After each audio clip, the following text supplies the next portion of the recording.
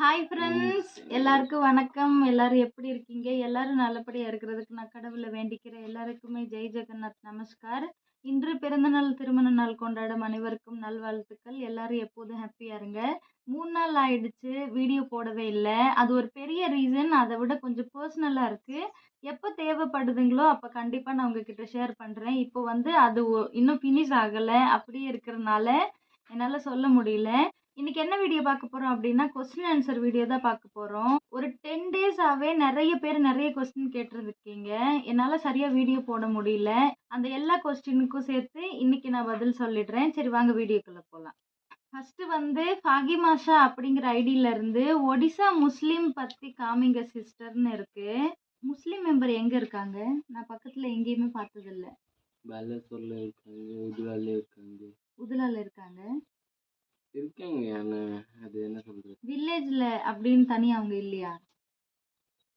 அவங்களுக்கு ஏன்னா தனியா ஒரு நம்ம வில்லேஜ் கூட இல்லையா? ஒடிசால சரியா, ம் நம்ம ஒடிசால நம்ம கல்ச்சர்ல இருக்கோம் சரியா. ம் நம்ம ஆதிவாசி, ம் அப்புறம் ஒடியா, ம் அப்புறம் முஸ்லீம் பசங்க. நம்ம அவங்க வீட்டுக்கு போக கூடாது, அவங்க also நம்ம வீட்டுக்கு வர மாட்டாங்க. ஆமா, இப்போ தமிழ்நாட்டிலயுமே ஹிந்து கோவிலுக்கு வந்து கிறிஸ்டின் மெம்பரோ முஸ்லீம் மெம்பரோ வரக்கூடாது, அப்படிதான். ஹிந்து மெம்பர் தான் நான் இருக்கணும்னு சொல்லி சட்டம் போட்டு. சாப்பிடக்கூடாது. அப்போ கடையில சாப்பிடுறேன்னு ஒன்றும் சொல்ல மாட்டேங்க சரியா. அங்கன்னா அவங்களோட வீட்டுல சாப்பிடக்கூடாது. சரி, அப்போ முஸ்லீமுக்குன்னு தனியா வில்லேஜ் இல்ல, அங்க எங்க இருக்காங்க? இருக்காங்க நம்ம ஊர்ல also அங்கே ஒரு மெம்பர் இருந்தாங்க. யாரு? குங்காடு. அவங்க வந்து கிறிஸ்டின். எங்களோட கல்ச்சர் பொண்ணு தான். அவங்க வந்து இயேசு மேல ஒரு மறக்க முடியாத நம்பிக்கைன்னு சொல்லுவாங்களா, இல்ல அழிக்க முடியாத நம்பிக்கை, எனக்கு சரியா சொல்ல தெரியல. பயங்கரமான ஒரு ப்ராப்ளம்ல இருந்து காப்பாத்துனாங்களாமா. அதனால அவங்க இப்போ கிறிஸ்டியனா மாறி இருக்காங்க. ஆனா நான் வரும்போது அவங்க எங்கள மாதிரி தான். என்னைக்காவது ஒரு நாள் பரிப்புதா இல்லாட்டி உதுலா போகும்போது உங்களுக்காண்டி எந்த இடத்துல இருக்காங்க, எப்படி இருக்குங்கிறத ஜஸ்ட் வீடியோல வேணா காமிக்கிறேன். நெக்ஸ்ட் வந்து சகாயம் தென்னவன் அப்படிங்கிற ஐடியில இருந்து பாப்பா எப்படி உங்ககிட்ட பேசுறதுமா, நிறைய பேர் கேக்குறீங்க உங்ககிட்ட பேசணும் போல இருக்கு எப்படி பேசுறதுன்னு சொல்லிட்டு. எல்லா வீடியோலயுமே டிஸ்கிரிப்ஷன்ல இன்ஸ்டா ஐடி மென்ஷன் பண்ணிருப்பேன், அதுல டிஎம் பண்ணுங்க, கண்டிப்பா பேசலாம். உண்மையை சொல்றேன், சில பேர் எஸ்எம்எஸ் பண்றத வந்து நான் கொஞ்சம் லேட்டா ரிப்ளை பண்ணுவேன், அதுக்கு யாரும் கோவப்படாதீங்க. பட் கண்டிப்பா பேசிடுவேன். நெக்ஸ்ட் வந்து பத்மா பத்துங்கிற ஐடியில இருந்து உருளைக்கிழங்கு பொரியல் கம்ப்ளீட் எப்படி பண்றீங்க காட்டுங்க ப்ளீஸ்ன்னு இருக்கு. நான் நிறைய டைம் ஸ்டார்டிங்ல காமிச்சிருப்பேன் நினைக்கிறேன், ஃபினிஷிங்ல காமிச்சது இல்ல. ஆனா நான் உருளைக்கிழங்கு பொரியல் வந்து வீடியோ போட்டிருக்கேன், நீங்க பாருங்க. இல்ல அதுவும் சாக்ரிஃபைஸ் ஆகல அப்படின்னா கண்டிப்பா நெக்ஸ்ட் டைம் நான் உருளைக்கிழங்கு பொரியல் செய்யும்போது உங்களுக்காண்டி காமிக்கிறேன். உருளைக்கிழங்கு மீன் ஆலு பஜா. நெக்ஸ்ட் மதுமிதாங்கிற ஐடியில இருந்து ஹாய் அக்கா, நான் மதுமிதா, உங்க வீடியோஸ் டெய்லி பார்ப்பேன். அக்கா பேபி பிறந்த அப்புறம் ஆயில் யூஸ் பண்றது சொல்லி தரேன்னு சொன்னீங்க, ஒரு வீடியோ போடுங்க அக்கா. இது வந்து எனக்கு ஷேர் பண்றது பிரச்சனை இல்லை. எனக்கு பாப்பா பிறந்தப்போ எனக்கு தூக்கவே தெரியாது தானே. பயங்கரமா திட்டு வாங்கினேன். ஒரு குழந்தைய கூட தூக்கு தரல, நீ ஒரு குழந்தையோட அம்மாவாகிட்டேன்னு சொல்லி என்னோட மாமனாரே என்னை திட்டினாரு. சத்தியமா எனக்கு தூக்க தெரியாது. அவங்க கிட்ட கேட்பேன் எப்படி தூக்கணும் எப்படி பிடிக்கணும். உண்மையாவே குழந்தைங்களுக்கு எப்படி ஆயில் கொடுப்பாங்கன்னு தானே கேட்டிருக்கீங்க. அது வந்து என்னோட மாமியார் தான் வச்சு விட்டாங்க. இந்த வீடியோவை இங்க இப்போதைக்கு யாரும் சின்ன குழந்தைங்க இல்ல, எல்லாமே கொஞ்சம் பெரிய ஆள் ஆயிட்டாங்க. என்னோட செகண்ட் பேபி எப்போ நீங்க பாத்துக்கோங்க, வேற வழியே இல்ல. பயனானி. நெக்ஸ்ட் வந்து மீரா அப்படிங்கிற ஐடியில இருந்து உங்க வீட்டு பக்கத்துல மார்க்கெட் காட்டுங்க சிஸ், இங்கேயும் தீம் பார்க்ல பிரேஸ்லெட் போடுவாங்க ரைட்டிக் பண்றதுக்கு அப்படின்னு சொல்லியிருக்கு. ரொம்ப தேங்க்ஸ். நான் இந்த கொஸ்டினுக்கு இவங்க ஒரு மெம்பர் தான் பதில் சொன்ன மாதிரி இருந்தது. ஆனா நான் இந்த இந்த வீடியோல இருக்க எல்லா கமெண்ட்டுமே பார்த்துட்டேன். மார்க்கெட் வீடியோ வந்து நான் தனியாவே ஒரு டைம் போட்டிருப்பேன், அதுக்கப்புறம் ஒரு டைம் குண்டாக்கு போகும்போது நான் போட்டிருந்தேன். இங்க வந்து மார்க்கெட்ல கொஞ்சம் டிஃப்ரெண்டாலாம் சேல் பண்ணுவாங்க. ஆனா அது வந்து 4 மணிக்கு மேலங்கிறனால என்னால சரியா உங்ககிட்ட காமிக்க முடியல. கண்டிப்பா ஒரு நாள் எங்கேயாவது காலையில மார்க்கெட் கூட்டிட்டு போங்க என்ன. பெரிய மார்க்கெட், மார்க்கெட்ல இருக்குது பெரிய மார்க்கெட்டா, ஏன்னா ஸ்டார்டிங்ல இருந்து ஃபினிஷிங் வரையும் என்னென்ன சேல் பண்றாங்க, என்னென்ன டிஃப்ரெண்டா இருக்குன்னு இவங்க கிட்ட நான் கொஞ்சம் காமிக்கணும். எல்லா இடத்துலயும் டெல்லி மார்க்கெட் இருக்கு. ஆனா ஈவினிங் டைம்ல இருக்குங்கிறனால என்னால காமிக்க முடியல. நான் ட்ரை பண்றேன். நெக்ஸ்ட் புவனேஸ்வரி அப்படிங்கிற ஐடியில இருந்து நான் ஒல்லியா இருக்கேன், உங்களை மாதிரி ஆகணும், என்ன சாப்பிட்டீங்க ரிப்ளை ப்ளீஸ்ன்னு சொல்லி பண்ணியிருக்காங்க. ஃபர்ஸ்ட் டைம் நான் இங்க வந்தப்போ ஒரு பொண்ணு என்னை பார்த்துட்டு நான் சொல்றேன், முன்னாடி ரொம்ப ஒல்லி இருந்து எப்பொழுதுமே திட்டி திட்டி அது என்ன சொல்றது, டிப்ரெஷன் டென்ஷன் ஃப்ரீ ஆகி எப்படி ஒல்லி குண்டாயிடுச்சு. ஒல்லியாகிறது வந்து டிப்ரெஷன்ல இருக்கிறது, குண்டாகிறது வந்து ரொம்ப சந்தோஷமா இருந்தா. அதுதான் சொல்றேன், உன்னோட டென்ஷன் எல்லாமே என்ன தானே கொடுக்குது, அதனால நானும் ஒல்லி இருக்கேன். ஐயா ஆனா ரொம்ப ஸ்ட்ராங் இவங்க தான், நான் தான் வீக். நீங்க நீங்க வந்து தமிழ்நாடுல இருந்து வந்ததுக்கு அப்புறமா இருக்கட்டும், இப்ப ரீசன்ட் வீடியோஸ்ல கூட பாருங்க, என்னைக்கு ஒரு நாள் இவருக்கு ஃபீவர் வந்திருக்கா, ஆனா நான் தானே எப்ப பார்த்தாலும் தலைவலி தலை சுத்துதுன்னு ஹாஸ்பிட்டல் போயிட்டே இருக்கேன். அப்ப யாரு வீக்கா இருக்கு? அப்ப சொல்றீங்க உங்களை நான் டிப்ரெஷன் கொடுக்குறேன்னு.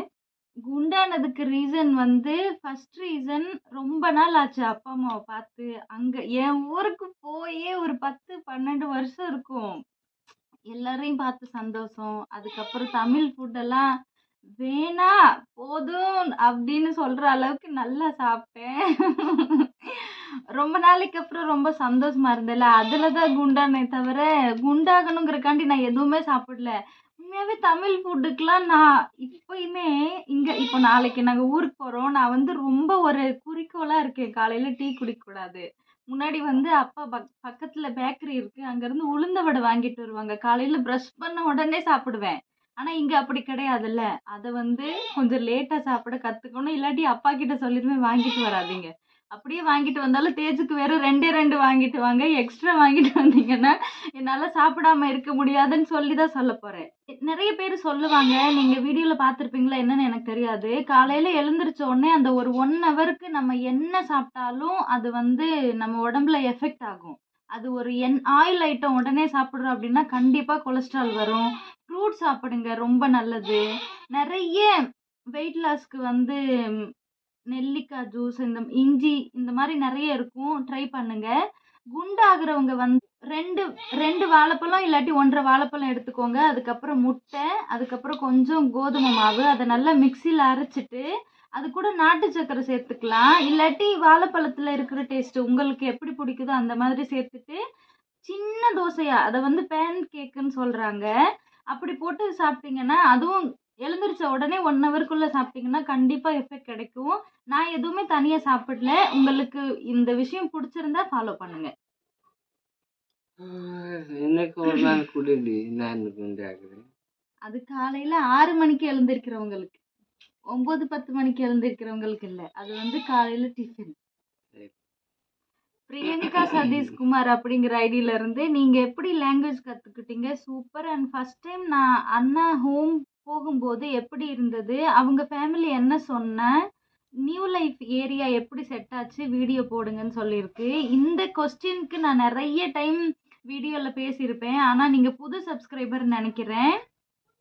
இங்கே வந்து ஒரு 6 மந்த் ஆச்சு கொஞ்சம் கொஞ்சம் புரியுறதுக்கு. அதுக்கப்புறம் இவங்களோட சிஸ்டர், அதிகமாக நான் சீரியல் பார்த்து தான் இந்த எமோஷனுக்கு இப்படி பேசுவாங்க அப்படின்னு அதை பார்த்து நானே டிரான்ஸ்லேட் பண்ணுவேன். இப்போ இந்த பொண்ணு என்ன சொன்னுச்சு, அப்போ இது வந்து இந்த ரீசன் தானே அப்படின்னு புரிஞ்சுக்கிட்டு டெவலப் ஆனனே தவிர இவர் எனக்கு கத்தே கொடுக்கல.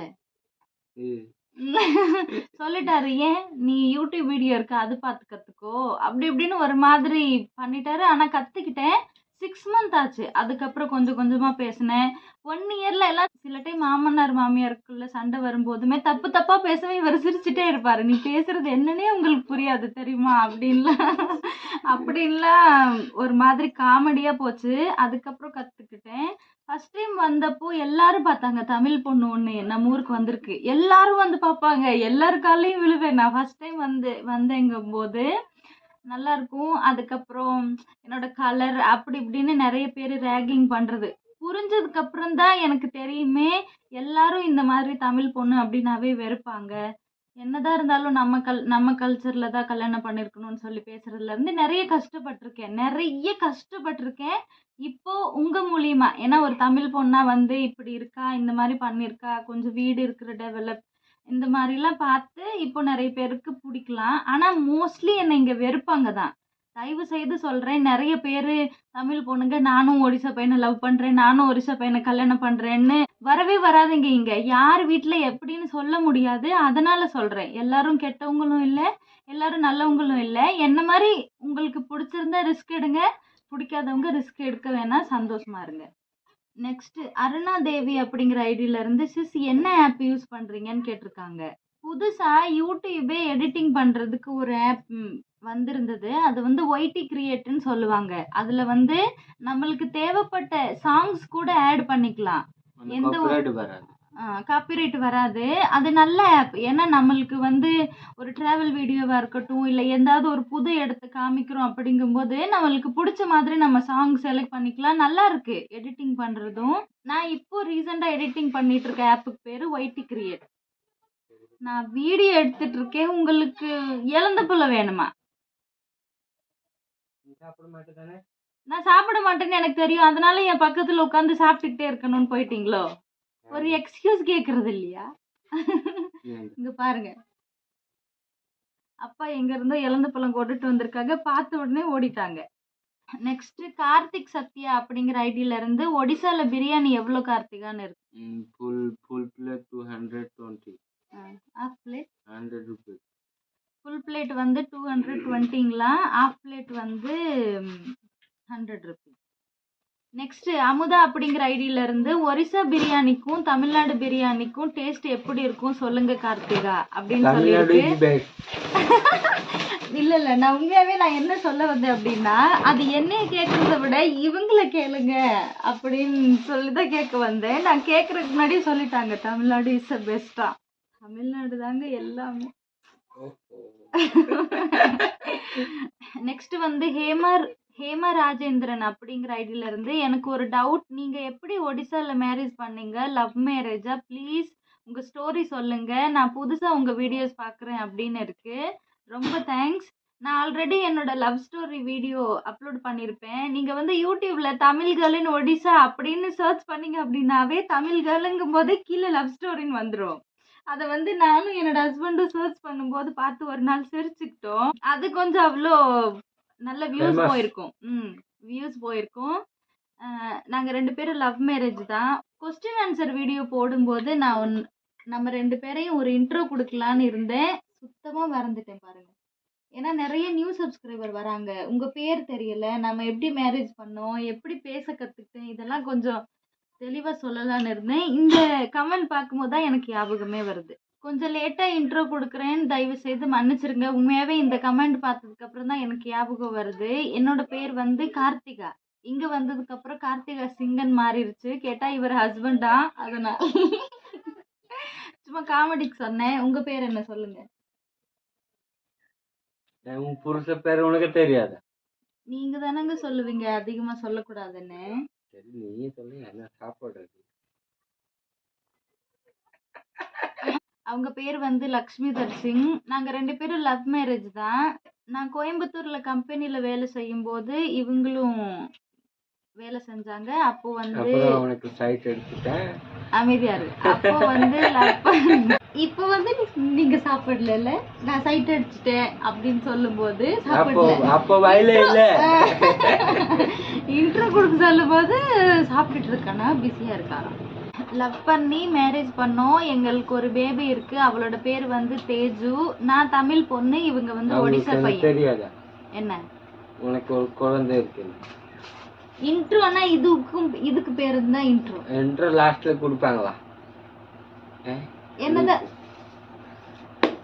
சொல்றதுக்கு முன்னாடி சொன்னீங்களா? எனக்கு என்ன தெரியும்? சொல்றதுக்கு முன்னாடி நான் இன்ட்ரோ கொடுக்குறேன்னு கூட தெரியாதா? உங்க பேர் கேட்கும்போது உங்களுக்கு தெரியாதா? ரொம்ப தெளிவா பேசுறேன்னு நினைப்ப மனசுல. என்ன லூச பக்கத்துல வச்சுட்டு என்னென்ன வீடியோஸ் லூசா? ஆமா தெரியுது. ஆமா மென்டல் ஹாஸ்பிட்டல் போய் அட்மிஷன் பண்ண வேண்டியது. எனக்கு தெரியல எங்க மென்டல் ஹாஸ்பிட்டல் இருக்குன்னு, இல்லாட்டி பண்ணிடலாம். நெக்ஸ்ட் யூசர் அப்படிங்கிற ஐடியில இருந்து வேப்ப எண்ணெய் ஃபீட் பண்ற இடத்தில் வைத்தால் சீக்கிரம் மறந்துடுவாங்கன்னு சொல்லி இருக்கு. இது வந்து தேஜுக்குலாம் ஒரு சப்ப மேட்ரு. வேப்ப எண்ணெய் யூஸ் பண்ணி, ஆலோவேரா யூஸ் பண்ணி, அதுக்கு பேர் தான் நீம் ஆயில் தான் வேப்ப எண்ணெய். எல்லாம் யூஸ் பண்ணிட்டேன். அவ ஈஸியா குடிச்சிட்டா, சாப்பிட்டுட்டா அத. அவகிட்ட எல்லாம் முடியாது. என்னோட அம்மா கிட்ட கூட நான் சொன்னேன். ஐயோ! கத்தாழ யூஸ் பண்ணாலும் அப்படியே சாப்பிட்டுறாமா. உன் மக வில்லாதிக்கலாம் வில்லிடி அப்படின்னு தான் சொன்னாங்க.